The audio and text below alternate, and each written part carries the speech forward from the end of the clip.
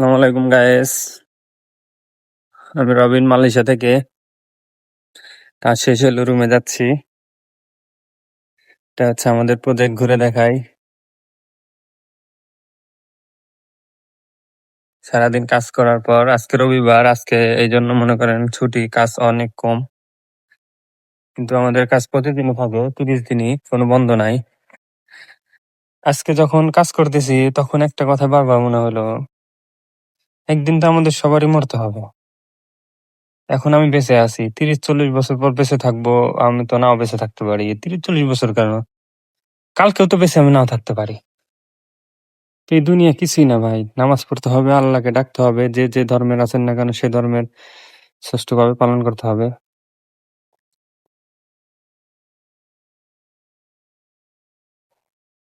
দুনিয়া বড় অদ্ভুত।